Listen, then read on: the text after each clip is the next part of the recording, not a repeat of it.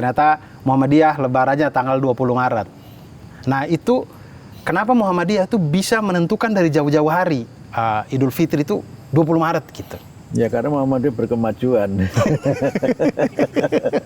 Karena maju jadi tahu lebih dulu. Jadi udah maju duluan ya, jadi tahu. Oh iya. Waktu kiamat dahulu taruhnya 20 kiamat jalan itu. Taruhnya 20.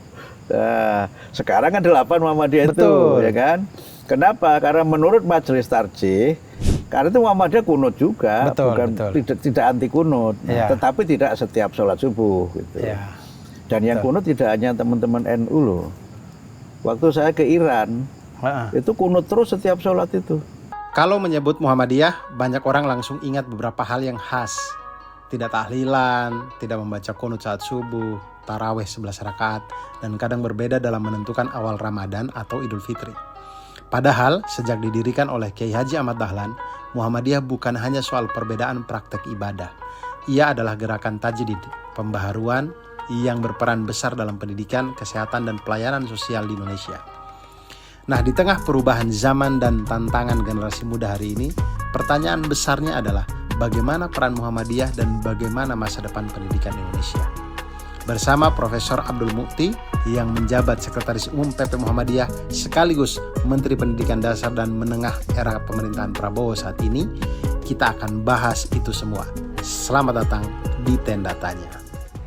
Bismillahirrahmanirrahim. Assalamualaikum warahmatullahi wabarakatuh. Alhamdulillahirrahmanirrahim. Allahumma shalli ala Muhammad wa ala ali Muhammad. Teman-teman Tenda Tanya semuanya, berjumpa lagi bersama saya Abdul Arsyad di sini di depan tenda kita bertanya-tanya. Konten Tenda Tanya kali ini kedatangan guru luar biasa, guru besar kita semua.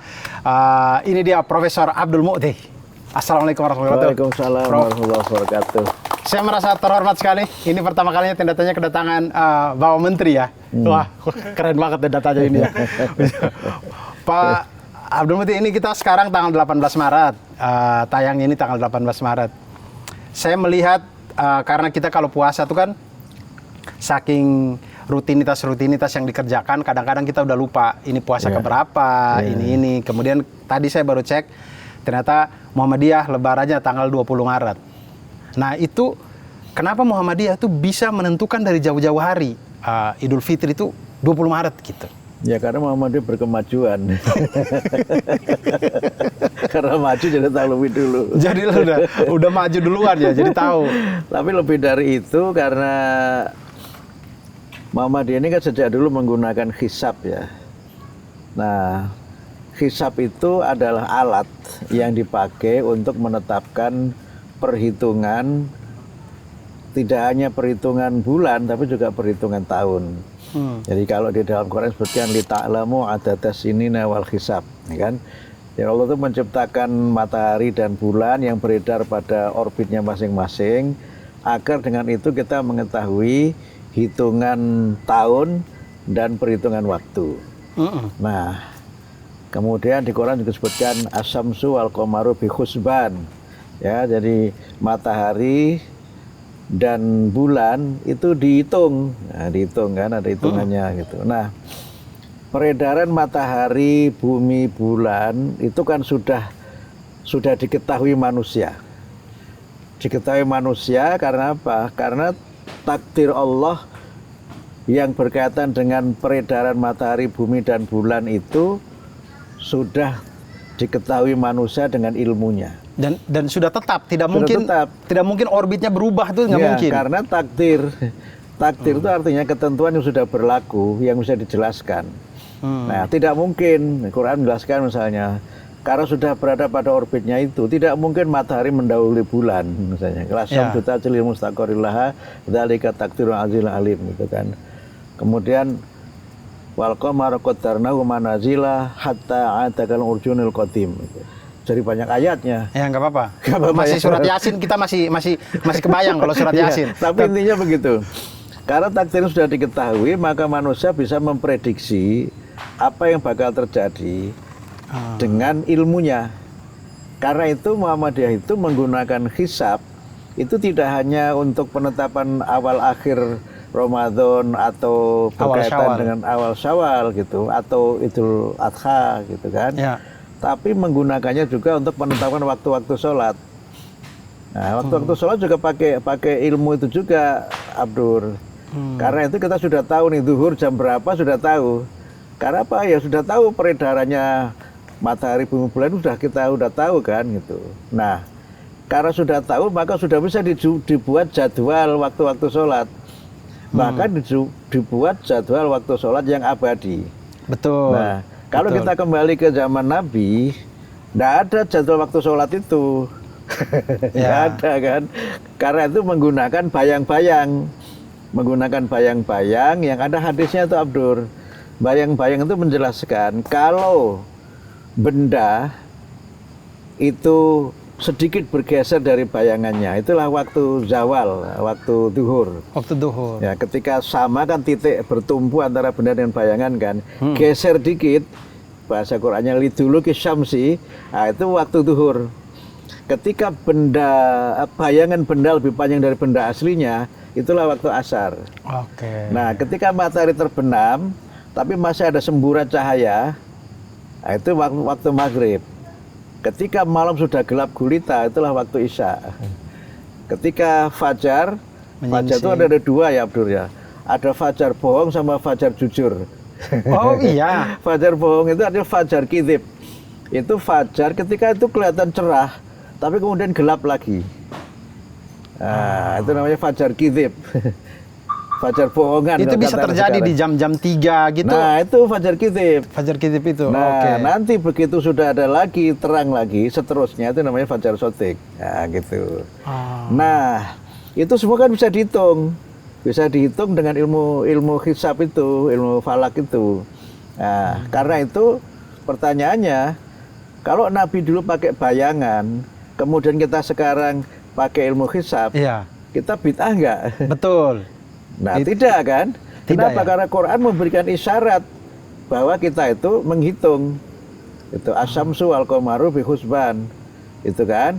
Nah, pertanyaannya, kenapa Nabi tidak menghitung?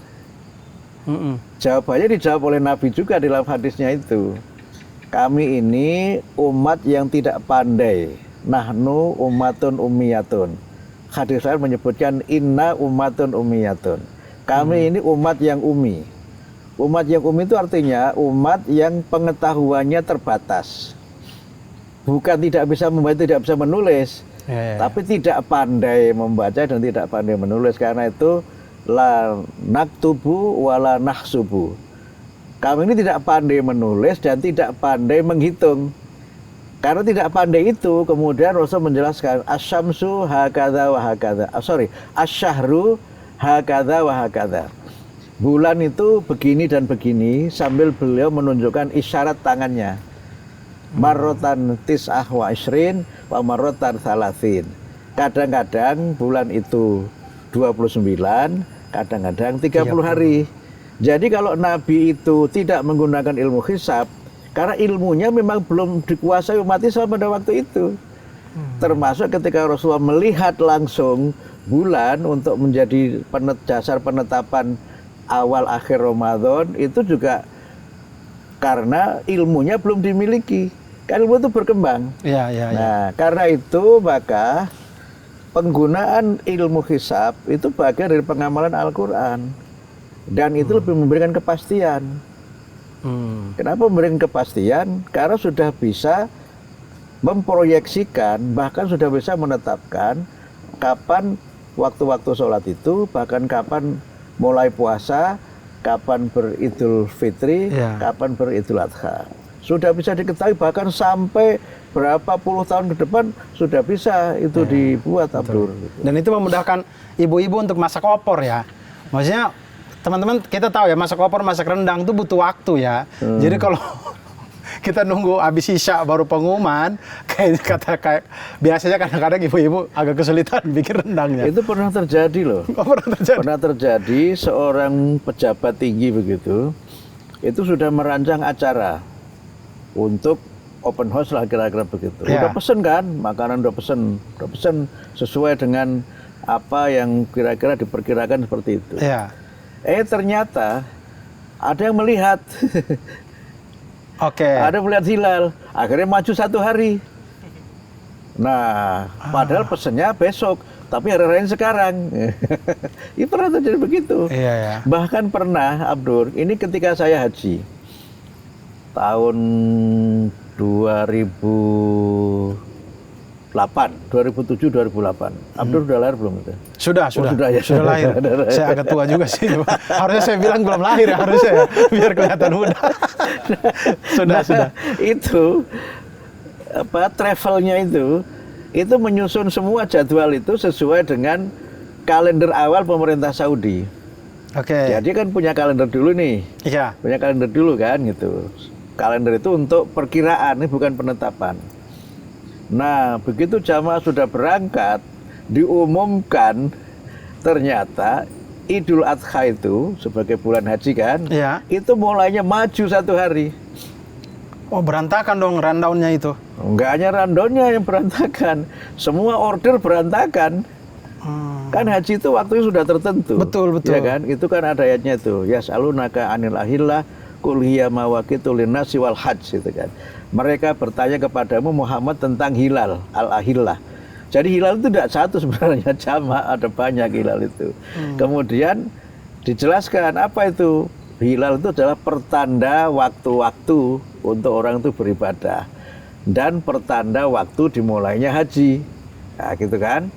Nah, karena itu maju semua itu. Karena haji kan sudah tertentu. Wukuf harus tanggal 9. Iya. Lontar jumroh tanggal 9, 10, 11, 12, 13 kan. Kan tanggal 9 bergerak tuh dari Arafah ke Mina kan. Iya. Nah, nanti tanggal 10 sudah jumroh. Jumroh itu kan hanya 3 kali kan. Jadi Iya. tanggal 10 jumroh yang itu kemudian 11, 12, 13 juga boleh ya kan. Itu kalau yang mengambil nafar sani. Sampai itu pun kan masih maju sehari itu. Begitu sudah sampai begitu, selesai kan, sudah nggak ada yang dikerjakan, sudah selesai hajinya, harus segera meninggalkan situ kan, meninggalkan tempat di situ. Iya. Sampai di Jeddah, karena maju sehari, nggak dapat hotel. Karena tahun sebelumnya belum pulang. Iya. Masih di situ. Iya. Nah, cari hotel nggak ada. Akhirnya ya udah.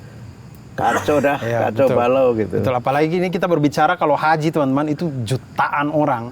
Ya. Ya, jutaan orang yang harus diurusin sama pemerintah Saudi. Jadi memang tidak mudah kalau ternyata dia berubah hari itu pasti pusingnya minta ampun. Ada pernah pengalaman lagi. Saya pernah ke Amerika. Oke. Saya ketemu dengan Sekjen ISNA. Apa itu? Islamic Society of North America. Oke. Nah, itu saya datang kantor pusatnya, kemudian ceritalah sang sekjen ini mengenai umat Islam di Amerika, termasuk dia mengatakan, kami sekarang sudah punya kalender yang kami bisa menetapkan kapan puasa, kapan hari raya. Oke. Dia bilang, ini sebuah capaian, kata dia. Saya tanya, kenapa capaian? Sebab kami ini harus mengkomunikasikan kapan hari-hari besar Islam itu, termasuk kepada Sekjen PBB. Saya tanya, kenapa begitu? Ya soalnya kalau 1 Syawal Idul Fitri, PBB tidak ada sidang. Demi menghormati umat Islam yang berhari raya. Oke. Nah, karena sudah ada ilmu hisab tadi itu, sudah pasti, dia sudah bisa menyampaikan ke PBB, nanti Idul Fitri tanggal sekian, mulai puasa tanggal sekian. Sehingga PBB menyesuaikan jadwal sidang sesuai dengan hari besar Islam, supaya mereka, para diplomat, para perwakilan negara-negara anggota PBB itu bisa melaksanakan ibadah yang beragama Islam.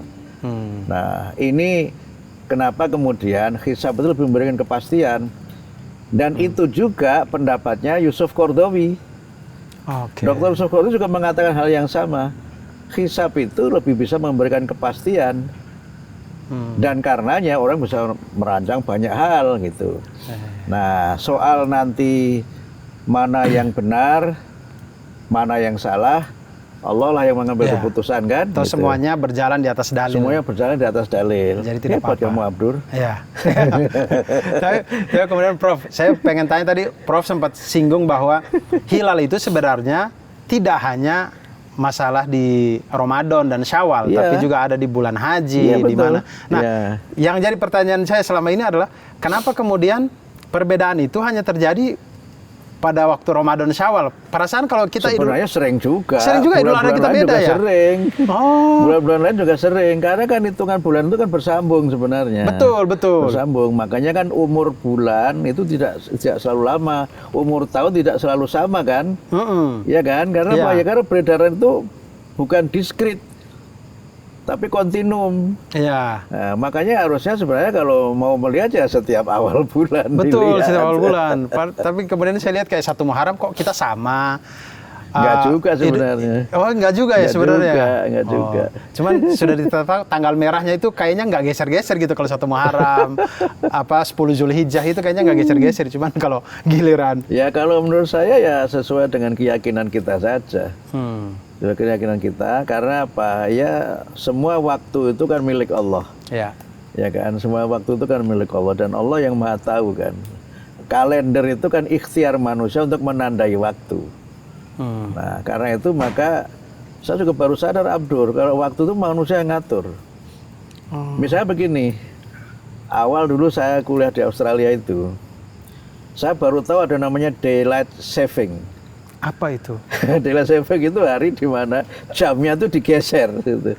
Jadi misalnya dari jam 10 digeser menjadi jam 11 gitu. Oh, digeser maju 1 jam.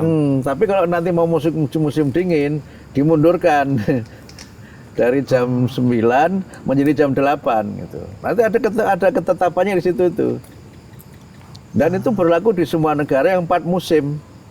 Nah, jadi soal waktu soal kesepakatan aja jam berapa itu soal kesepakatan sebenarnya. Ya. Nah, ya betul sih. Saya teringat itu juga cerita zaman jahiliyah dulu sebelum Rasulullah SAW diutus menjadi nabi, dan Rasul kan Quraisy Mekah tuh suka mengubah-ubah bulan kan. Ya. Biar mereka jadi perang, biar nggak jadi perang. Mereka suka ubah-ubah bulan sesuka hati gitu. Hebat Ustadz Abdur ini. Enggak, saya dengar dari Prof Mukti itu.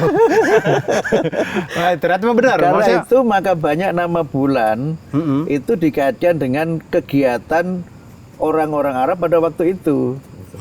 Nah, sejak Islam itu, kemudian nama bulan itu sebagian dikaitkan dengan ibadah. Tapi yang berkaitan dengan aktivitas tidak dihilangkan. Karena perhitungan nama-nama bulan itu sebenarnya sudah ada.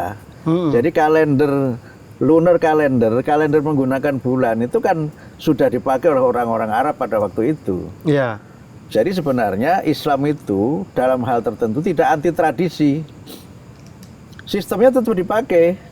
Sistem lunar kalender tetap dipakai.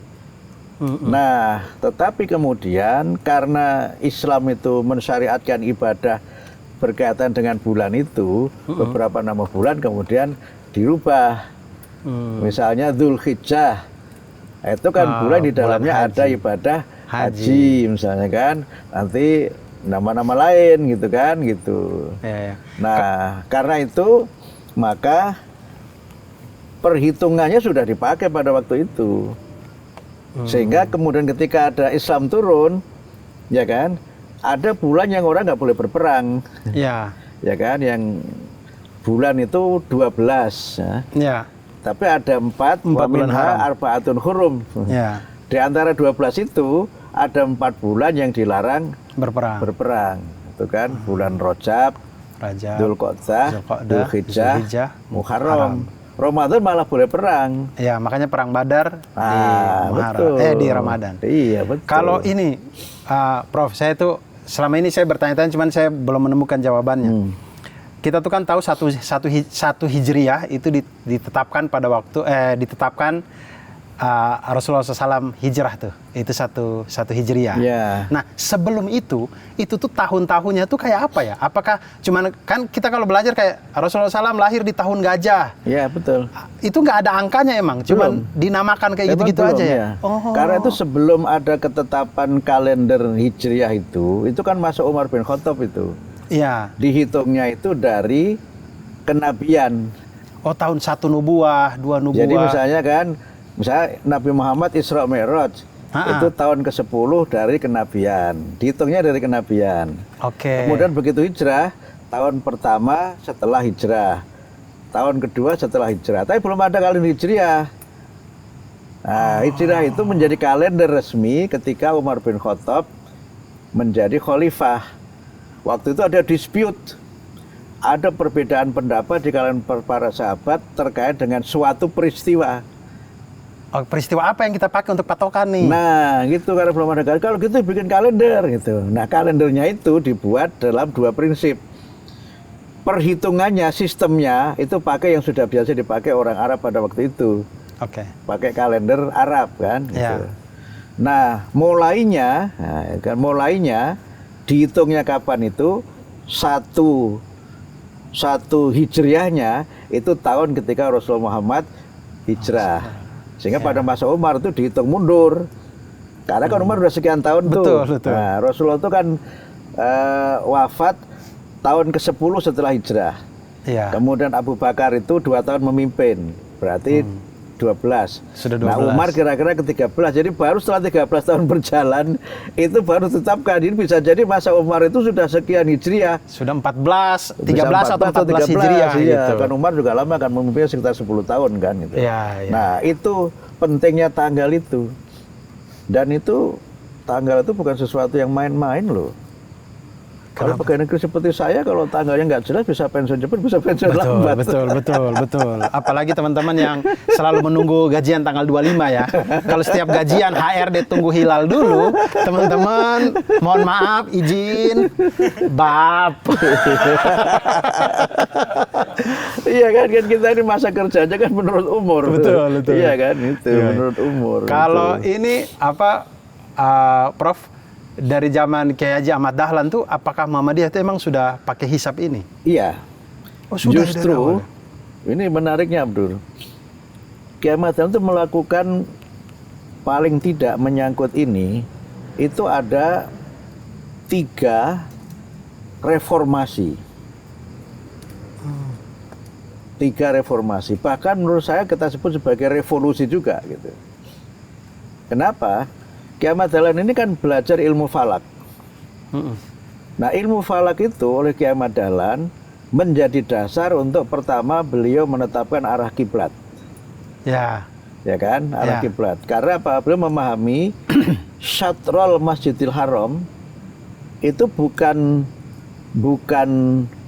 jihadul Ka'bah, tapi wajhul Ka'bah. Jadi bukan kira-kira menghadap ke Ka'bah, tetapi memang lurus menghadap ke Ka'bah gitu. Nah, lurusnya bagaimana? Ya harus dihitung dengan falak. Ya kan, dihitung berapa derajat dari Jogja ke Masjidil Haram, Ka'bahnya berapa gitu. Dan itu waktu itu menurut saya sebuah gerakan intelektual yang luar biasa. Pertama, Kiai Ahmad Dahlan berani secara tegas menyebutkan bahwa sholat itu menghadap ke Ka'bah, bukan menghadap ke barat. Karena waktu itu di Jawa, untuk alasan memudahkan, udah sholatnya menghadap ke barat saja gitu kan. Tidak dijelaskan barat itu mana dan apa dalilnya, nggak dijelaskan. Pada sisi ini bisa kita pahami. Dalam pengertian, ya sudah karena masyarakatnya awam, gampangnya menghadap ke barat. Ya kan, gampangnya menghadap ke barat. Nah, pada konteks orang Jawa, betul bisa jadi secara umum ya. Tetapi karena tidak dijelaskan dalilnya apa, begitu orang Jawa ini pindah ke Suriname, menghadap ke barat juga sholatnya. Padahal kalau ke Suriname menghadap ke barat, kemana coba? Iya, agak susah tuh. Bisa jadi sampai NTT. Bisa juga dia menghadap Old Trafford, bisa nggak tahu juga ya, kita nggak tahu. Karena tidak dijelaskan makna dari Syatrul Masjidil Haram dan bagaimana menghitung arah kiblat. Makanya kan rame kan waktu itu kan? Iya. Rame kan? Tapi Kiai Ahmad Dahlan kan tidak konfrontatif. Beliau pelan-pelan mengajak para ketib ya. Ketib itu kira-kira kalau sekarang ya KUA lah, KUA. Oh, KUA. Karena ketib amin itu orang yang boleh menjadi khotib di Masjid Sultan. Nah, Kiai Ahmad Dahlan juga ketib amin juga. Nah, ketib itu kira-kira kalau sekarang begitu. Jadi dia digaji dia bagian dari ring 1 Sultan, tapi bidang agama. Boleh memimpin acara-acara keagamaan di Kesultanan Jogja itu. Ahmad Dahlan termasuk itu. Nah, beliau pelan-pelan ngajak dialog. Bukan langsung mengatakan salah, bukan. Ya. Tapi mengajak berpikir, ayatnya begini, cara menghitungnya begini. Karena waktu itu falak belum dipakai. Nah, kemudian ditentang kan waktu itu. Ya. Ditentang. Saya tahu ini dari film sih. Film Kiai Haji Ahmad Dahlan. Iya, tapi ada bukunya tuh, bukunya Kiai Suja itu. Nah, kemudian anak-anak muda yang memang bisa menangkap argumen Kiai Ahmad Dahlan itu secara spontan membuat garis-garis soft di Masjid Kauman itu sesuai perhitungan falak Kiai Haji Ahmad Dahlan. Yang buat bukan Kiai Ahmad Dahlan, tapi anak-anak muda yang bisa menerima paham Kiai Haji Ahmad Dahlan. Ya. Termasuk salah satunya A.R. Fahrudin. Belakangan. Oh, belakangan ya? Belakangan itu. Belakangan. Saya itu tahu karena nama masjid di kampus saya itu. Oh di iya, Muhammadiyah Malang nama ya, masjidnya. Pak R itu belakangan. Ya, oh Pak Ya. R belakangan. Jadi beliau tidak sempat bertemu Kiai Ahmad Dahlan. Oh. Karena Kiai Ahmad Dahlan kan wafat tahun 1923. Jadi murid-muridnya itu ya Kiai Suja, kemudian Kiai Ibrahim dan lain-lain itulah gitu. Nah, itu yang pertama. Oke, ya 3 revolusi itu yang pertama Yang kiblat. kedua, Yang kedua itu soal ini penghitungan waktu itu, bulan-bulan itu, Oke. ya kan? Itu juga beliau sudah menggunakan itu. Sementara di Jawa waktu itu kan punya kalender sendiri. Iya. Namanya kalender Aboge kan. Oh, Aboge. Ada tahun Alif, tahun Dal. Itu Jawa sudah punya kalender sendiri. Yang itu ada Yang ini kan yang harinya Pahing, Kliwon, itu iya. Oh. Ya, tetapi menggunakannya bulan-bulan Arab. Makanya orang Jawa itu, bulan-bulan Arab itu ada bahasa-bahasa sendiri. Jadi misalnya begini, Muharram. Ya, Muharram. Orang Jawa menyebutnya Syuro. Oh, makanya malam 1 Suro. Nah, karena dikaitkan dengan peristiwa Asyuro.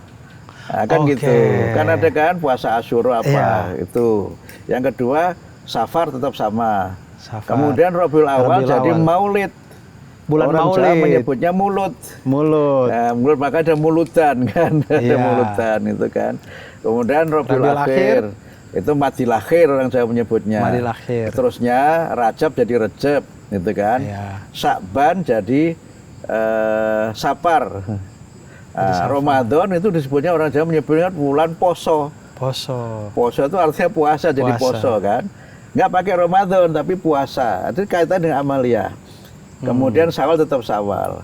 Tapi Kemudian- harinya tuh 5 aja ya, Prof ya? itu hari pasaran. Harinya tetap sama, Senin, Selasa, Rabu, Kamis, Jumat, Sabtu sama. Tapi tiap-tiap hari itu ada pasarannya. Nah, yang dari pasaran nanti bisa dihitung. Abdur lahir tahun berapa bisa dihitung. Jadi misalnya begini, kan hari kan 7 kan? Ya. Jadi Senin, Selasa, mulainya Ahad nih. Ahad. Ahad, Isnin, Senin, Selasa, Rabu, Rabu, Kamis, Kamis, Jumat, Jumat, Sabtu. Ini kan dari bahasa Arab semua ini.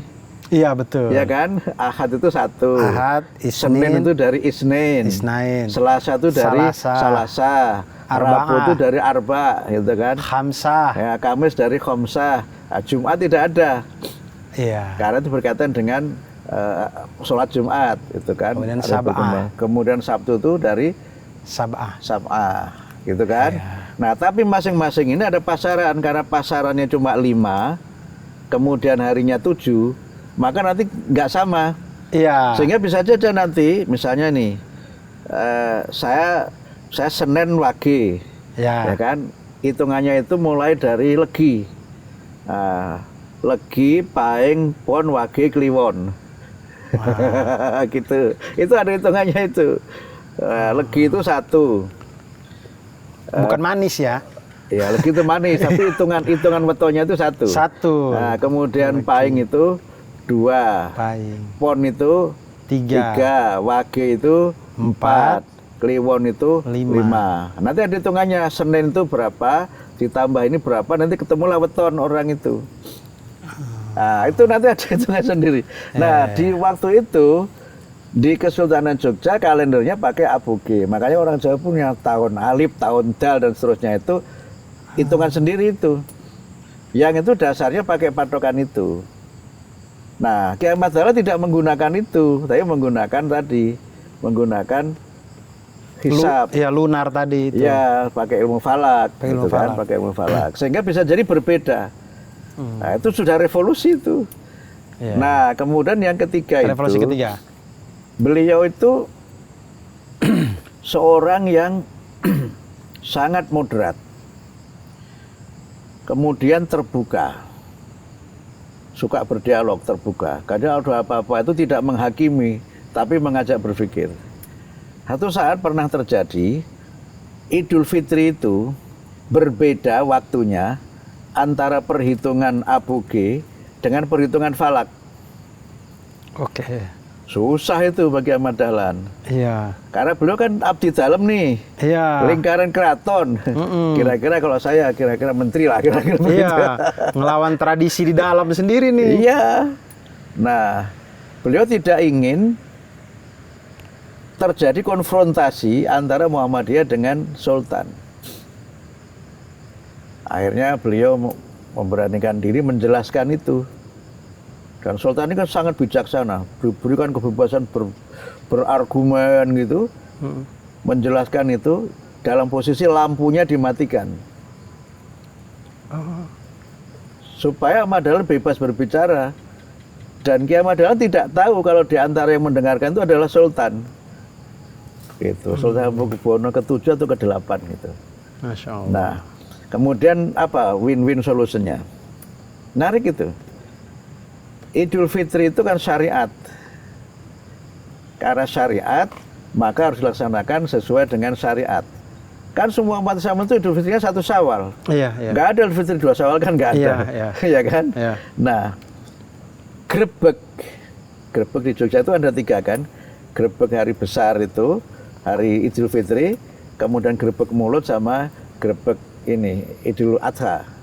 Oh, itu grebek itu maksudnya tradisi. Grebek itu tradisi yang Perayaan. perayaan yang dikaitkan dengan peristiwa-peristiwa tadi itu, maulid apa gitu kan. Oke, oke. Nah, karena grebek itu tradisi, ya sudah itu tradisi. Nah, sehingga akhirnya win-win solusinya apa? Sholat idnya mengikuti falak, mengikuti hisab, grebeknya mengikuti aboge. Karena tetap bisa dibedakan mana syariat, mana adat. Iya. Syariat itu fix, adat itu bisa digeser-geser Iya. kan bisa. Gitu. Perayaannya nggak apa-apa besok deh. Iya. Kita sholat idnya sekarang. Ya, itulah hebatnya Ki Ahmad Masya Dahlan Allah, itu. luar biasa. Dan itu yang sebenarnya diperlukan di era sekarang. Karena banyak orang yang kadang-kadang tidak mampu membedakan mana yang hasil pemikiran, rokyu, dan mana yang wahyu. Nah, gitu kan. Rokyu itu kan subjektif, wahyu itu absolut. Absolut, ya. Tapi pemahaman manusia terhadap wahyu itu kan rokyu. Rokyu lagi ya. Nah, tadi kembali ke tadi itu kan, misalnya melihat itu pengertiannya gimana dan seterusnya itu kan rokyu. Nah, karena itu maka di dalam Islam sudah diberikan kelonggaran, bahkan mungkin dorongan. Menurut saya malah dorongan. Kalau seorang itu berijtihad dan benar, maka dapat 2 pahala. Kalau berijtihad dan salah, dapat satu pahala. Nah, itu karena itu maka didorong orang itu untuk berani berijtihad, untuk mengambil keputusan-keputusan dalam masalah-masalah yang berkaitan dengan pengamalan agama. Luar Itu biasa. Abdur. Dan kemudian Prof, saya itu baca juga itu kan. Ya, mau boleh minum ya? Boleh, Prof. Silakan. Prof minum, saya juga minum deh.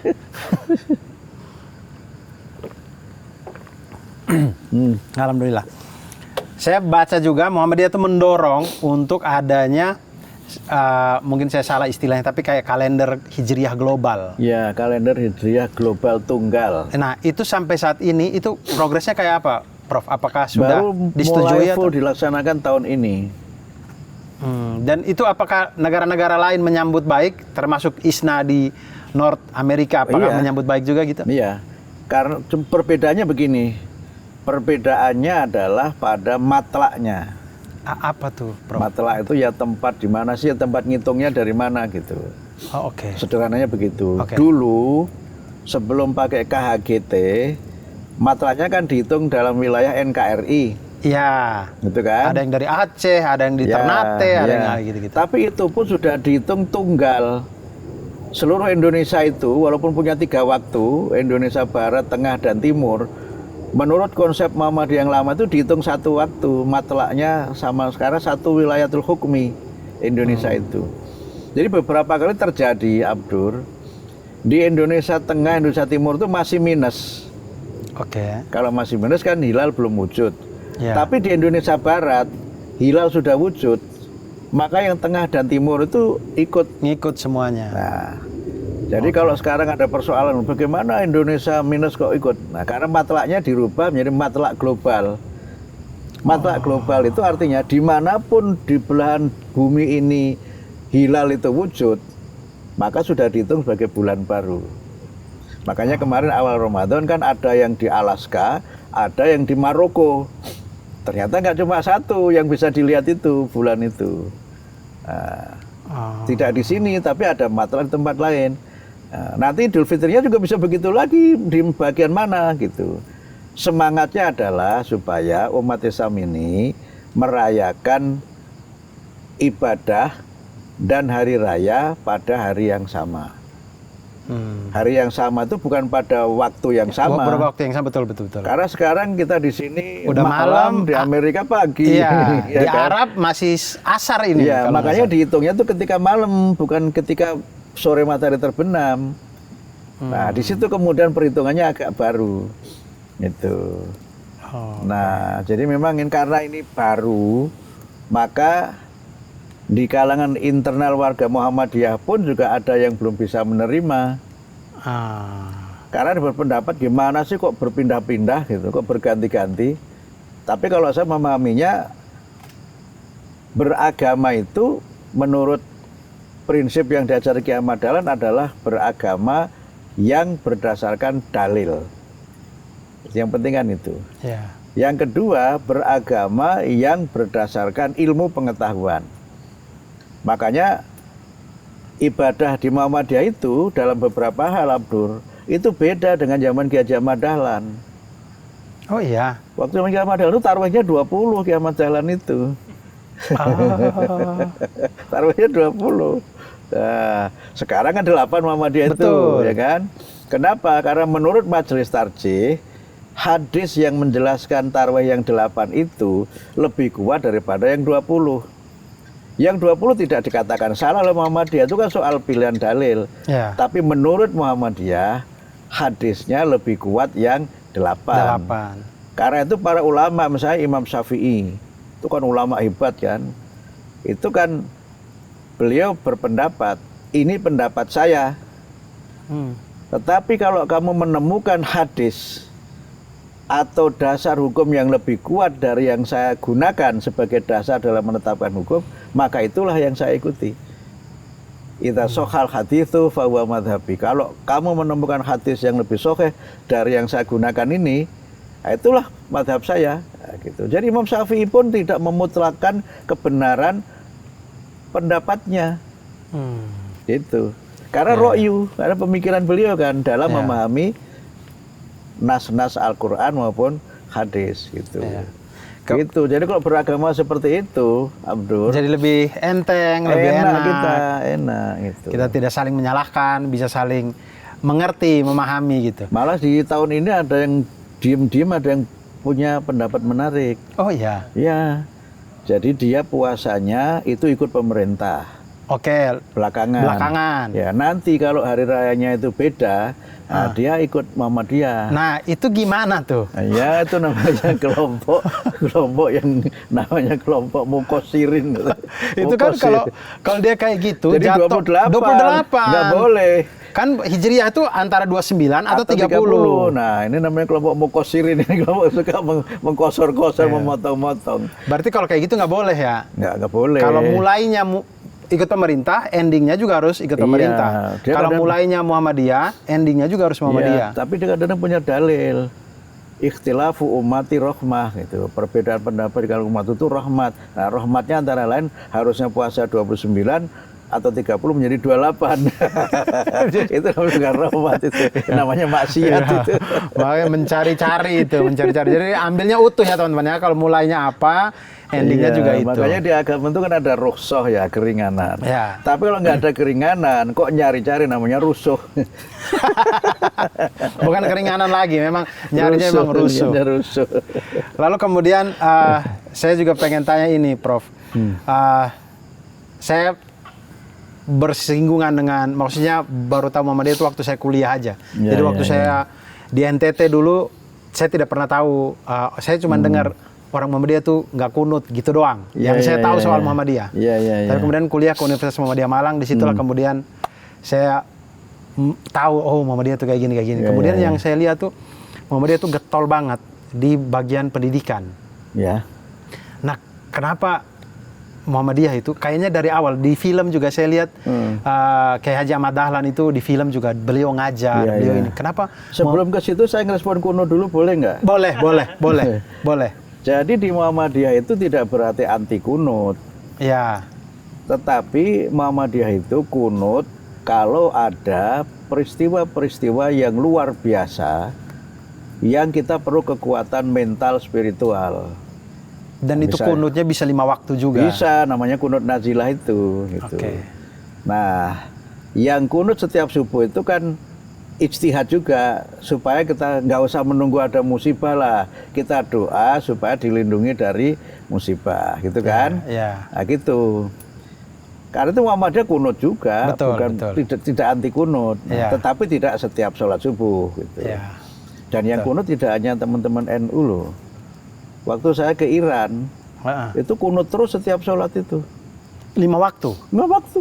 Sehingga saya pernah itu, awal-awal saya ke Iran kan, setelah rakaat kedua itu, Allah itu habis rukuk, kemudian itidal, Allah itu dikira sujud, ternyata Allah Madinah. Allah Madinah fiman hadai. Udah Prof sempat sudah turun. Teman saya sudah begini kan. Nah, karena teman saya menganut mazhab Syafi'i. Menurut mazhab Syafi'i kan kalau kita sudah gerak nggak boleh balik. Yang ini masih begini, dia gini aja terus. Saya pikir Prof sudah sempat sujud juga. Saya belum, agak pelan-pelan kan. Kalau sempat sujud berarti Prof sama kayak saya juga. Saya pernah kayak gitu soalnya. Nah, yang berikutnya, yang tidak kunut itu nggak hanya Muhammadiyah.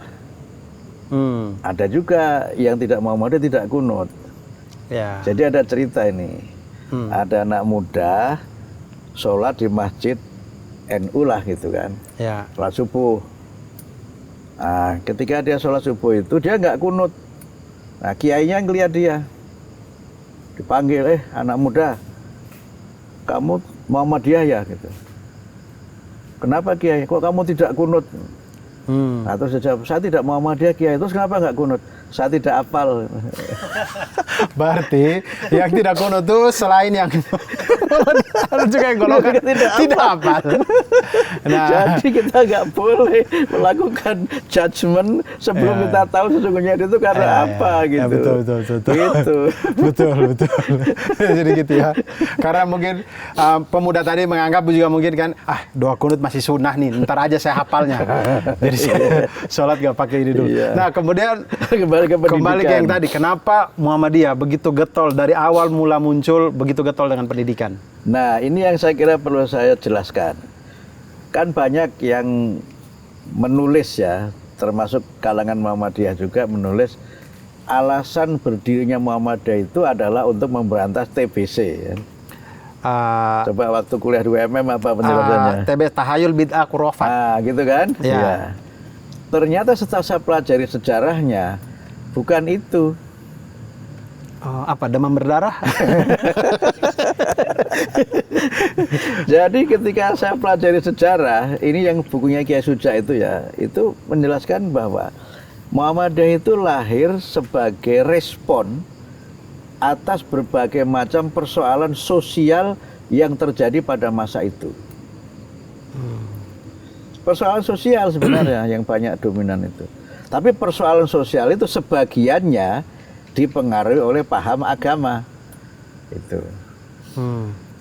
Nggak membingungkan ya? Tidak kan? Nah, karena itu Kiai Ahmad Dahlan melihat umat Islam itu terbelakang itu karena faktor pendidikan. Faktor pendidikan itu ada penyebabnya dua, Abdur. Dua aja supaya nggak terlalu banyak ya. Yang pertama, Belanda itu kan membelah-belah masyarakat. Ada kelas-kelas sosial kan. Yang boleh sekolah hanya yang kaya-kaya. Ya, betul. Sehingga masyarakat itu dipecah belah dengan kebijakan pendidikan Belanda itu.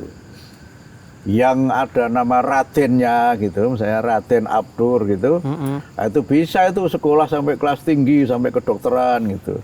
Tapi yang namanya Abdul Mukti tidak bisa, ya, rakyat jelata, nggak bisa, Raden Abdur bisa gitu kan. Akhirnya kan terjadi kelas-kelas sosial dan segregasi sosial, ya kan, umat terbelakang. Nah, mayoritas umat Islam itu kan di kelompok ini kan, kan Belanda membuat kelas itu, kelas 1 yang kulit putih apa, kelas 2 apa gitu kan. Kelas pribumi ini kan kelas 3 ini gitu. Nah, akhirnya terbelakang pribumi itu. Yang kedua, ini karena sebagian karena Belanda, sebagian karena umat Islam sendiri. Belanda itu kan buat sekolah yang di situ tidak mengajarkan agama sama sekali. Di sekolah-sekolah model Belanda itu kan tidak ada pelajaran agama sama sekali. Karena dia sekuler kan. Nah, tapi umat Islam sendiri juga punya pendapat bahwa yang namanya ilmu itu hanya ilmu agama. Ilmu-ilmu umum, matematika apa itu tidak termasuk ilmu agama, malah sebagian berpendapat itu ilmunya orang kafir. Jangan dipelajari gitu kan. Akhirnya terjadi dua kutub pendidikan. Pendidikan sekolah dan pendidikan ala pesantren pada waktu itu. Pesantren hanya mengajarkan ilmu agama saja, sekolah hanya mengajarkan ilmu umum saja, nggak ada ilmu agama. Terjadilah segregasi sosial, ya kan? Kelompok sekolah yang cenderung sekuler, kelompok pesantren yang cenderung, mohon maaf, sangat religious oriented. Bahkan di pesantren itu pun kan nggak boleh pakai huruf Latin, harus memang pakai huruf hijaiyah, huruf Arab. Ya, walaupun ada positifnya. Positifnya akhirnya mengembangkan namanya huruf Arab pegon. Hurufnya Arab, tapi bahasanya Jawa. Bahasanya Indonesia, bahasa Jawa. Yang bahasa Arab, bahasa Indonesia namanya Arab Melayu. Hurufnya Arab, tapi bahasanya Melayu. Yang pegon ini hurufnya Arab, bahasanya Jawa. Kenapa? Karena menolak huruf Latin. Positifnya itu kemudian melahirkan tradisi tersendiri. Itu positifnya. Dan cara menerjemahkannya juga unik. Itu menurut saya sangat bagus itu. Kan dulu dikit-dikit pernah di pondok kan, jadi agak ngerti. Jadi cara menerjemahkannya itu menurut saya yang paling bagus. Karena kita mengerti struktur kalimat. Misalnya kalau alhamdu itu mesti utawi sekabehane puji. Kalau utawi itu mesti mubtada, gitu kan. Maksudnya gimana tuh, Prof? Mubtada kan dalam bahasa Arab ada mubtada, khobar, naat, man'ut, fi'il, fa'il, hal, macam-macam. Saya nggak tahu tuh. Udah, kalau terlalu jauh sudah. Iya, saya tidak tahu. Sudah. Udah, kalau gitu nggak usah saya lanjutkan supaya Abdur nggak pusing. Nah, tapi akibatnya terjadi segregasi. Ya kan? Karena segregasi maka masyarakat menjadi terpecah belah. Kiamat Dahlan kemudian berijtihad, tidak bisa begitu.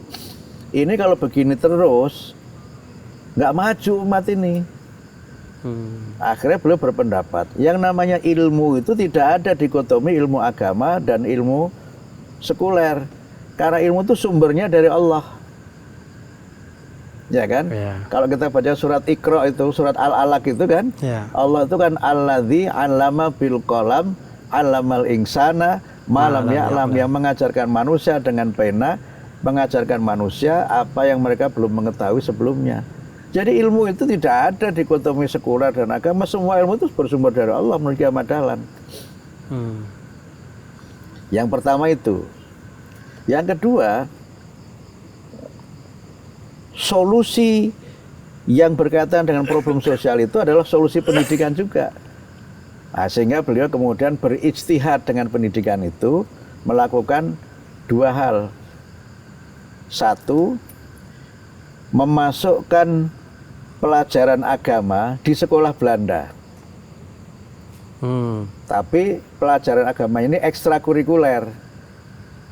Nah, mengapa bisa begitu? Karena banyak murid Kiai Dahlan di Budi Utomo itu yang punya akses ke Belanda, ke belajar Belanda itu. Ya. Sehingga mereka yang belajar di sekolah Belanda itu bisa belajar agama di situ.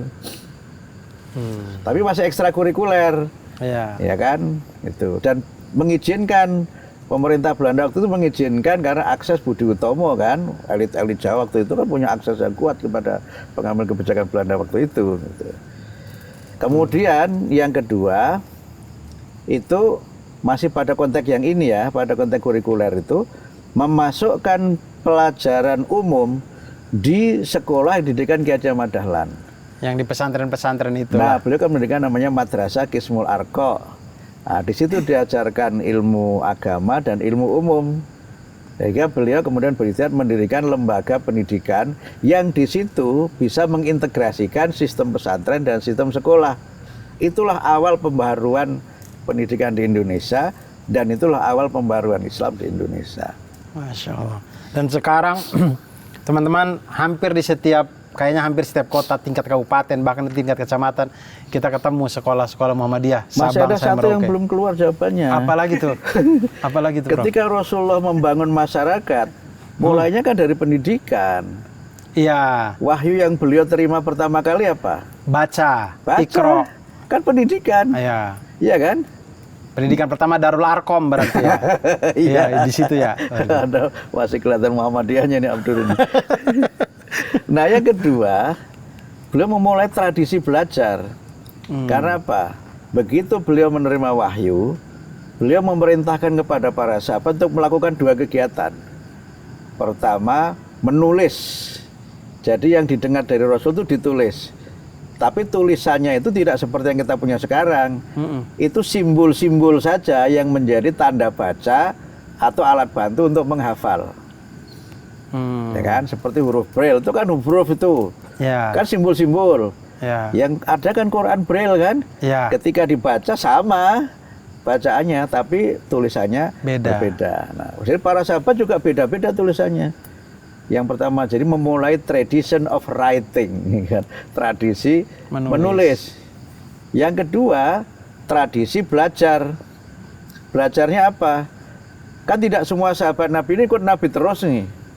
Pada saat beliau menerima wahyu ayat ini, sahabat bernama Abdur ikut. Amin, amin. Semoga saya tergolong. Waktu menerima ayat yang ini, Abdur nggak ikut. Iya. Karena sedang syuting. Iya. Misalnya begitu ya. Canda ya, ini canda ya, serius ya. Sehingga ketika Abdur mendengar ayat ini dari Nabi, Abdur mengajarkan kepada saya yang tidak mendengar. Iya. Iya kan? Nah, sehingga kemudian terjadi proses namanya reciprocal teaching. Nah, reciprocal teaching itu melahirkan halaqah-halaqah ilmiah, lingkaran-lingkaran ilmu di mana para sahabat saling mengajar di antara mereka dengan reciprocal itu. Yang mendengar mengajarkan kepada yang tidak mendengar, yang mendengar mengoreksi bacaannya. Karena bisa jadi namanya mendengar ketika sudah usia sahabat Nabi ini kan beda-beda ketika Nabi menerima wahyu itu. Ada yang masih muda seperti Ibnu Abbas, ada yang sudah senior gitu kan. Nah, kalau sudah senior itu bisa jadi dia ingatannya nggak begitu kuat atau bacanya keliru. Nah, disinilah kemudian terjadi proses halaqah ilmiah, reciprocal teaching itu, sehingga Ki Ahmad Dahlan kemudian itba Rasul. Itba Rasulnya apa? Kalau ingin membangun masyarakat, mulailah dari pendidikan, contohnya yang dilakukan oleh Nabi. Gitu, Abdur. Masya Allah. Dan kemudian Muhammadiyah melahirkan tokoh-tokoh yang luar biasa lah. Kita nggak usah sebutin teman-teman, banyak sekali tokoh-tokoh Muhammadiyah di Indonesia ini yang luar biasa. Dan kemudian amal usahanya banyak sekali juga Muhammadiyah itu. Alhamdulillah, alhamdulillah. Banyak sekali. Saya tidak usah ambil Muhammadiyah, ambil kampus saya UMM itu aja, amal usahanya udah di mana-mana gitu. Ya, betul. Kemudian apalagi Muhammadiyah itu, saya dengar-dengar berita yang Muhammadiyah mau bikin bank itu jadi, Prof. Sebenarnya sudah banyak bank yang dikelola oleh pimpinan Muhammadiyah, cuma belum menjadi bank umum, masih BPR. Bank Perkreditan Rakyat. Ya, ya, gitu ya? gitulah. Ya. BPR itu, tapi BPR yang syariah ya, Ya. gitu. Kenapa masih BPR? Karena modalnya belum mencapai untuk menjadi bank umum. Tapi sudah banyak sebenarnya, sudah banyak. Nah, ada memang usaha-usaha untuk memerger beberapa BPR ini. Ketika digabung, kemudian kapitalnya memenuhi, dimungkinkan untuk di-upgrade menjadi bank umum. Dimungkinkan, tapi belum diketok. Kenapa belum diketok? Muhammadiyah itu kan senantiasa berusaha untuk mendirikan amal usaha itu secara profesional. Yang pertama itu. Yang kedua, melihat sisi manfaat dan madorotnya. Lebih besar mana manfaat dan madorotnya itu. Jadi Muhammadiyah itu tidak terlalu terpengaruh oleh public pressure, oleh tekanan publik. Karena apa? Ya mendirikan amal usaha itu tidak boleh karena pertimbangan populisme, tapi harus pertimbangan tadi maslahat itu ya. Kalau kira-kira didirikan, kemungkinan hidupnya itu besar apa kecil? Nah, omon-omon ini, kata para ahli ekonomi, sekarang ini belum waktu yang tepat untuk mendirikan bank. Gitu. Bahkan pemerintah sendiri kan punya kebijakan, bank-bank pemerintah itu di merger kan. Bank-bank itu kan di merger. Seperti Bank Syariah Indonesia. Itu kan merger dari banyak bank syariah sebelumnya masing-masing kan gitu. Nah, sekarang ada lagi kan Bank Syariah Nasional. Itu kan merger di beberapa bank juga gitu. Jadi kalau pemerintah saja berusaha memerger bank yang ada, kenapa kalau kita tidak cukup kuat mesti harus memaksakan diri mendirikan bank umum? Ya sudah, yang BPR itu saja dipertahankan, dikembangkan. Nanti kalau memang timingnya tepat, kemudian punya tadi pertimbangan maslahat, ya kenapa tidak, gitu kan? Kenapa tidak? Ya karena Muhammadiyah ini kan mengelola dana umat, mengelola dana umat kan. Karena mengelola dana umat itu ya harus sangat berhati-hati. Kemudian Prof, saya mau kembali tadi masalah di pendidikan tadi.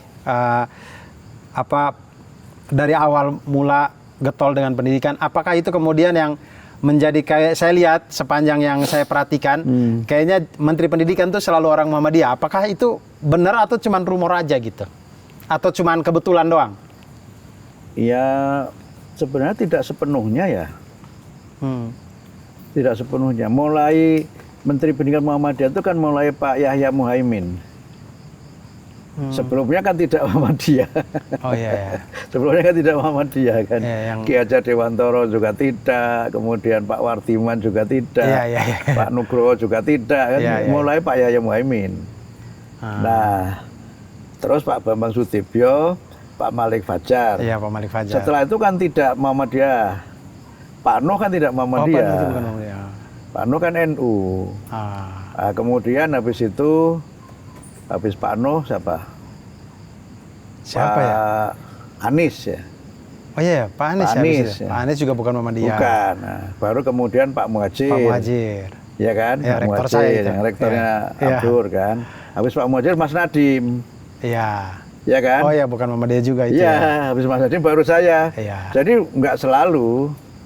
Nah, soal bagaimana Pak Presiden, Pak Prabowo memilih tokoh dari Muhammadiyah itu, saya kira Pak Prabowo yang lebih punya pertimbangan gitu. Dan saya kemudian menjadi pembantu Pak Presiden itu ya pembantu, kami berusaha menyukseskan beliau, program-program apa yang menjadi kebijakan beliau itu yang coba saya laksanakan sesuai dengan kemampuan yang saya miliki. Amin. Dan saya ketika menjadi Menteri Pendidikan itu, saya menegaskan pada warga Muhammadiyah, saya ini Menteri Pendidikan Dasar Menengah Republik Indonesia, bukan Republik Muhammadiyah. Gitu. Karena itu saya kemana-mana. Karena Republik Indonesia itu republik yang majemuk. Majemuk dari sisi agamanya, majemuk dari sisi afiliasi organisasinya. Karena itu maka kami berpedoman pada Undang-Undang Dasar, pada undang-undang. Dan itu yang berkali-kali ditekan oleh Pak Presiden kepada kami. Karena menteri itu kan penyelenggara negara. Karena penyelenggara negara, maka dasarnya adalah aturan-aturan yang sah di negara kita. Itu yang menjadi dasar kami dalam memimpin kementerian. Itu.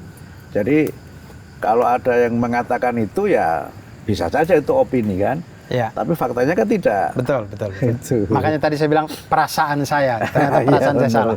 Dan kami doakan Prof, semoga dengan segala amanah tugas-tugasnya dijalankan dengan baik, dijaga selalu dalam kebaikan oleh Allah Subhanahu Wa Taala, kemudian bisa membantu pimpinan kita, Pak Presiden dan segala macamnya untuk membawa Indonesia jadi lebih baik lagi. Amin ya rabbal alamin. Amin. Dan berikutnya ini kita ada segmen Prof, ini namanya Jambore. Jambore ini jamaah boleh request. Jadi Prof Mu tidak datang ke sini itu kami sudah kasih kabar ke netizen-netizen yang kemudian mau menitipkan pertanyaan.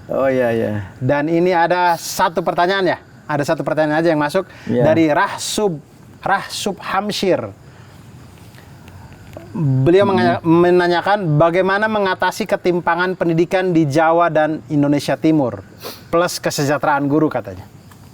Ya, ini memang masalah yang real yang kita hadapi ya, dan itu tugas yang juga diamanahkan Pak Presiden Prabowo kepada saya untuk meningkatkan mutu pendidikan. Jadi kesenjangan itu ada 3, Abdur. Satu, kesenjangan antar kawasan. Jadi kalau dibuat secara umum gitu ya, antara Indonesia Barat dengan Indonesia Timur. Dan memang dulu kan saya ketua badan akreditasi.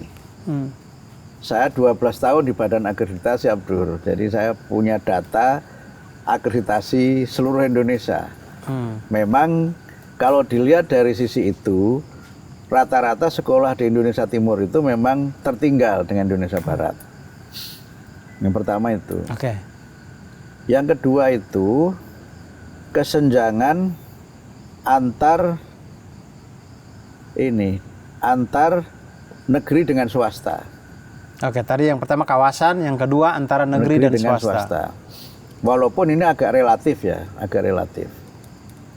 Secara umum negeri itu lebih bagus. Secara umum. Swasta itu ya agak di bawah negeri. Walaupun sekarang trennya mulai berubah. Tapi rata-rata masih seperti itu. Itu yang kedua itu. Nah, yang ketiga itu kesenjangan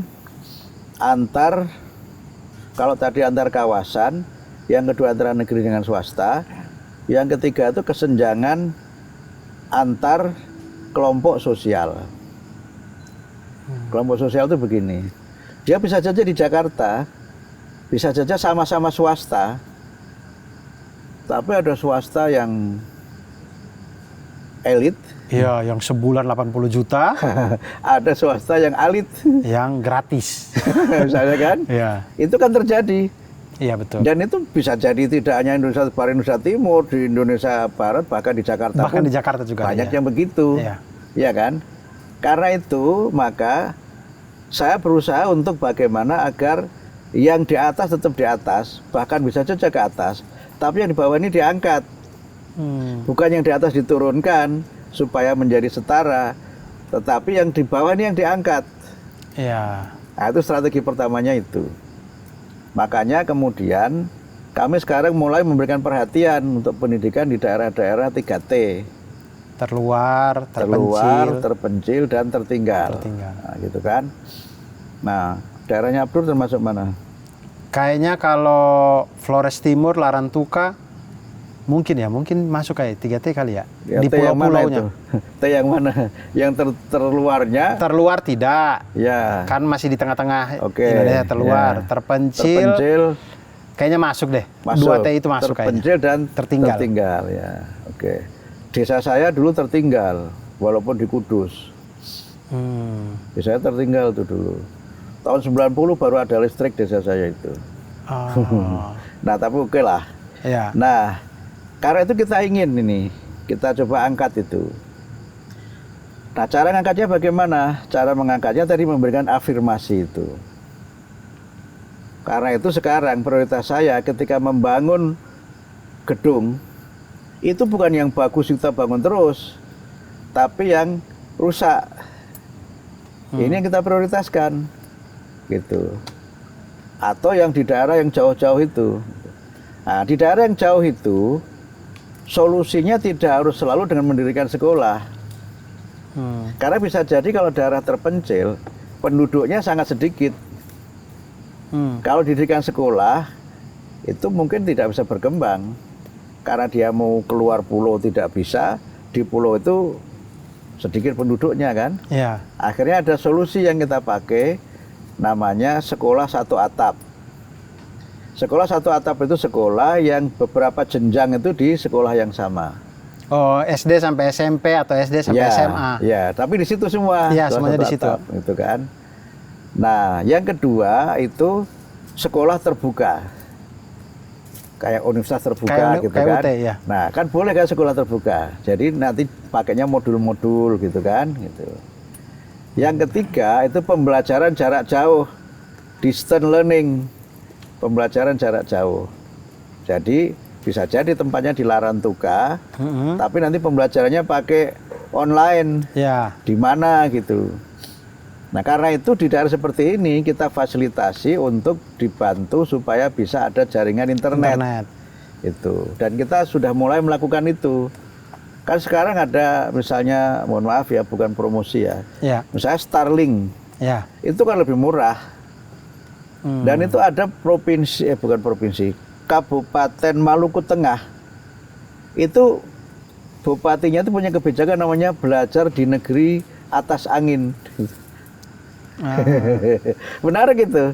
Karena itu kan daerahnya ini tinggi, Abdur, tinggi. Yang karena tinggi maka awan itu seperti di bawah gitu. Oke. Ya kan, negeri atas awan, atas angin itu. Nah, bupatinya itu kerjasama dengan inovasi, ini Australia yang juga bekerjasama dengan kementerian, membuka itu sekolah-sekolah jarak jauh dengan menggunakan Starlink itu. Nah, distance learning itu. Nah, itu cara kami supaya mereka yang terpencil ini bisa tetap belajar dengan berbagai fasilitas yang kita berikan. Yang kedua itu dengan memberikan beasiswa. Jadi orang bisa jadi tidak belajar itu karena alasan ekonomi. Betul. Nah, beasiswa itu kan ada namanya beasiswa PIP, Program Indonesia Pintar. Ini untuk jenjang mulai dari SD sampai SMA. Nah, mulai tahun ini 2026, PIP itu mulai TK sudah dapat PIP. Oh, nah, itu untuk yang tidak mampu, sekolahnya tidak membayar. Kan pendidikan tidak soal sekolah, tidak soal SPP aja ini Abdur. Ya. Tapi soal biaya ke sekolah seperti Betul. apa, beli buku seperti apa. Betul. Nah, itu dari PIP itu. Kalau kawasan tertentu seperti di Papua gitu, itu ada beasiswa namanya ADEM. Nah, itu beasiswa afirmasi untuk daerah-daerah yang memang sangat miskin, daerah 3T. Jadi kami berpihak di situ. Nah, ini perlahan coba mulai kita lakukan. Kita lakukan sehingga paradigma yang kami kembangkan itu adalah paradigma schooling and learning. Gitu. Jadi education itu, pendidikan itu tidak sekedar sekolah formal, tapi juga sekolah non formal. Seperti yang saya contohkan tadi. Ya. Misalnya bisa juga kursus-kursus kan, kejar paket misalnya, kesetaraan. Kan boleh itu kesetaraan. Iya, betul. Kesetaraan kan boleh. Boleh. Nah, itu yang kaitannya dengan sekolahnya. Pemerataan pendidikan, pemerataan sekolah. Yang gurunya, kesetaraan guru ya. Guru itu kan ada dua kategori secara umum. Guru ASN dan guru non ASN. Guru ASN itu ada dua. PNS dan P3K. Nah, itu sama-sama ASN itu. Ya. Nah, guru-guru ASN itu otomatis kan dia kalau dia negeri ada standar gajinya negeri. Nah, yang P3K ini kan tidak negeri kan, kan dengan perjanjian kerjasama. Nah, dia sekarang kita berikan tunjangan sertifikasi. Ya. Nah, tunjangan sertifikasi itu syaratnya ada 3. Satu, dia sudah berpendidikan D4 atau S1. D4 atau S1. Jadi ada kualifikasi yang harus dipenuhi. Yang kedua, dia sudah lulus PPG. Oke. Pendidikan profesi guru. Nah, Yang ketiga, dia memenuhi jam mengajar yang ditetapkan. Ya. Baru dapat sertifikasi. Ya. Nah, non ASN itu kan disebut dengan guru honor kan, Ya. gitu. Sebenarnya istilah guru honor itu tidak ada lagi menurut undang-undang. Adanya non ASN itu. Non ASN. Nah, itu dapat insentif. Dapat insentif, tapi tentu saja dengan jumlah jam mengajar tertentu. Karena guru non ASN ini kan ada yang mengajarnya 4 SK, ada 4 jam seminggu, Ya. ada 8, Ya. ada yang 16, Ya. ada yang 20, 24. bervariasi kan gitu. Ya. Nah, karena itu kita tetapkan guru non ASN yang mengajarnya itu minimal 12, kita berikan insentif. Nah, gitu. Ini cara kami. Nah, kenapa dia belum bisa menjadi ASN atau belum bisa menjadi guru P3K? Ada dua kemungkinan. Kemungkinan pertama, dia memang belum D4 atau S1. Oke. Jadi kalau dia belum D4 atau S1, ya nggak akan pernah bisa dapat tunjangan sertifikasi. Ya. Itu kan. Yang membuat aturan itu bukan kementerian, itu aturan yang dibuat oleh DPR. Oke. Itu. Ya Kemudian kan? yang kedua, Nah, yang kemungkinan kedua, dia jamnya tidak memenuhi. Kan harus itu tadi kan? Ya, harus Nah, memenuhi minimal 12 jam tadi. iya gitu. Nah, karena itu sekarang kami punya program kualifikasi.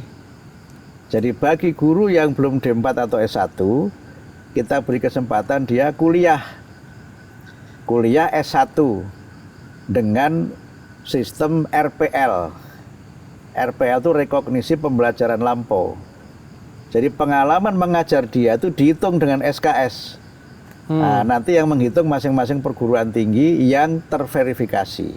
Oke. Jadi tidak Ini perguruan membantu tinggi sekali itu. abal-abal. Nah, mereka dapat beasiswa, Abdur. Beasiswanya itu 3 juta per semester. Nah, jadi nggak ada alasan sebenarnya dia nggak kuat bayar, karena kami bayar. Nah, supaya apa? Supaya kalau dia sudah kuliah, dia bisa S1.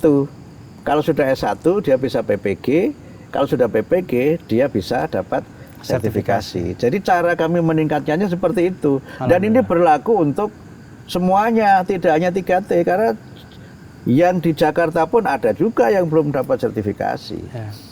Nah, kemudian, ini yang belum banyak orang tahu ya. Guru-guru yang mengaji daerah 3T itu, kita berikan tunjangan lebih. Jadi tunjangannya lebih tinggi daripada guru yang tidak di 3T. Jadi sama-sama guru ASN ini ngajar di Jakarta dengan daerahnya Abdur.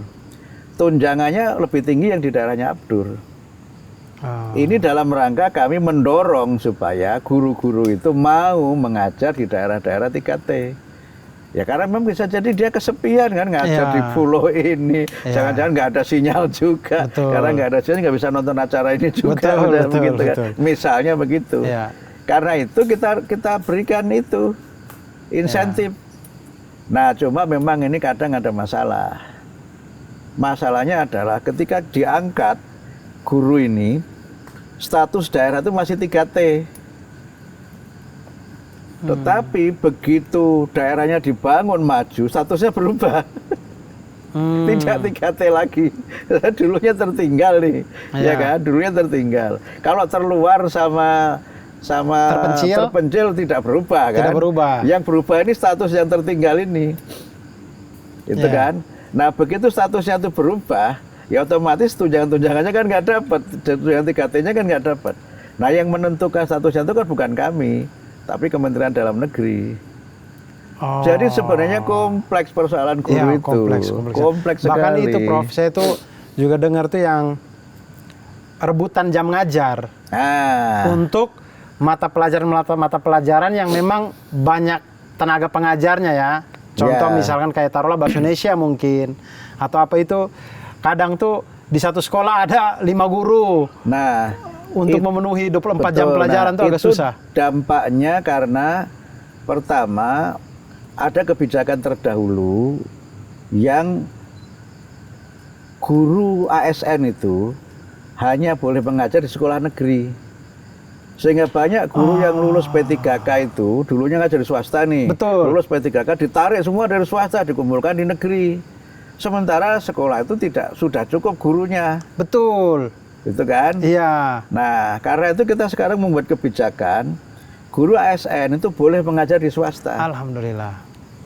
Itu sudah ada peraturan menterinya dan itu sudah diakui juga oleh BKN, Badan Kepegawaian Negara. Nah, tinggal pemerintah daerahnya mau apa tidak. Yang kedua, sekarang kewajiban mengajar guru kami kurangi. Kalau menurut undang-undang kan harus 24 jam dalam satu minggu. Sekarang 24 jamnya itu bukan 24 jam tatap muka. Oke. Tapi 24 jam itu ada komponen tatap muka, ada komponen menjadi guru wali, ada komponen guru belajar, dan komponen guru aktif di masyarakat. Oh, alhamdulillah. Jadi sekarang guru itu, Abdur, harus menjadi guru wali namanya. Untuk apa? Mendampingi murid-muridnya. Nah, jadi semua guru sekarang harus punya kemampuan ke-BK-an walaupun dia bukan guru BK. Iya. Ini untuk mengurangi masalah kekerasan, masalah brain rot, masalah mental, masalah studi dan sebagainya itu ini bisa kita harapkan dapat diatasi dengan semua guru menjadi guru wali. Nah, gitu. Jadi murid ini punya tempat curhat, bisa gurunya komunikasi orang tuanya, mendampingi kesulitan belajar gitu kan. Yang pertama, dan itu dihitung dengan pemenuhan jam mengajar. Alhamdulillah. Yang kedua, guru harus ikut pelatihan. Harus belajar guru itu. Karena di tengah dunia yang terus berubah, guru harus meningkatkan kemampuannya. Baik secara akademik maupun secara pedagogik. Karena itu kami membuat kebijakan 1 hari belajar guru. Dalam 1 minggu ada 1 hari di mana guru tidak mengajar, tapi dia belajar. Nah, gitu. Dia belajar itu dihitung dengan pemenuhan yang 24 itu. Alhamdulillah. Dihitung, nanti ngitungnya ada hitungannya. Saya kalau mereka terlalu detail. Iya. Atau dia aktif di masyarakat, ikut ormas, misalnya ikut Muhammadiyah, ikut NU, apa. Yang penting bukan politik. Iya, pokoknya berdaya untuk masyarakat lah. Betul. Entah apa Karang Taruna, entah. Betul. Apa supaya itu. Guru itu menjadi guru tidak hanya ketika di sekolah, tapi di masyarakat pun dia tetap guru. Iya. Nah, filosofinya begitu. Nah, dengan cara seperti itu, kami harapkan guru dapat meningkat. Dan ini berlaku untuk semuanya, tidak hanya guru di Jawa, di luar Jawa pun juga kita buat kebijakan yang seperti itu. Ya. Nah, kalau sudah seperti itu, masalah yang disampaikan Abdur tadi mungkin bisa kita atasi. Betul. Nggak ada lagi rebutan jam mengajar karena ada distribusi guru, ada pemenuhan kewajiban tidak hanya dari mengajar. Karena banyak yang rebutan itu, dia hanya pakai borang-borang itu. Iya, Nah, borang tahu nggak? Borang apa tuh? Borong, bohong, dan ngarang. Tapi itu saya bisa memahami itu awal mulanya karena begitu P3K kemudian nggak boleh ngajar di swasta itu. Yang awalnya dia ngajar di swasta, akhirnya menumpuk guru-guru di negeri. Tapi alhamdulillah, saya terima kasih sekali Prof dengan segala macam kebijakan-kebijakan yang membantu guru-guru. Saya apresiasi sekali, semoga itu berjalan dan bapak-bapak yang ada di tempat di Pemda juga mau menjadi panjang tangannya pemerintah pusat sehingga semuanya harapan kita untuk Indonesia maju dalam pendidikan itu semuanya terwujud. Terima kasih banyak. Izin terakhir Abdul, saya berterima kasih tentu pada masyarakat yang membantu kami. Ya. Termasuk membantu dengan memberikan kritik. Terima kasih banyak, Prof. Memberikan kritik itu bagian dari bagaimana kami menjadi lebih baik lagi tentu saja. Nah, yang kedua, kami kan punya prinsip pendidikan bermutu untuk semua dengan partisipasi semesta. Nah, karena itu terima kasih pada Abdur, karena dengan program ini saya bisa menyampaikan kebijakan-kebijakan kementerian, juga kebijakan Pak Presiden Prabowo untuk mencerdaskan kehidupan bangsa. Amin, amin. Gitu. Kalau nggak acara ini kan nggak ada kesempatan saya sosialisasi. Alhamdulillah. Jadi, terima kasih ya Abdur. Sama-sama Prof. Terima kasih banyak. Terima kasih banyak. Saya merasa terhormat sekali Profesor Abdul Muti mau datang menjelaskan kepada kita semua. Terima kasih banyak teman-teman semuanya. Mudah-mudahan ada perjumpaan berikutnya lagi. Insya Kita bisa Allah. berjumpa Nanti lagi. diundang lagi ke kementerian lah. Mau saya. Untuk kita bikin konten ini lagi, saya mau banget. Terima kasih banyak, Prof. Mari kita tutup dengan doa kifaratul majelis. Subhanaka Allahumma bihamdika asyhadu an la ilaha illa anta astaghfiruka wa atubu ilaik. Wassalamualaikum warahmatullahi wabarakatuh. Waalaikumsalam warahmatullahi wabarakatuh.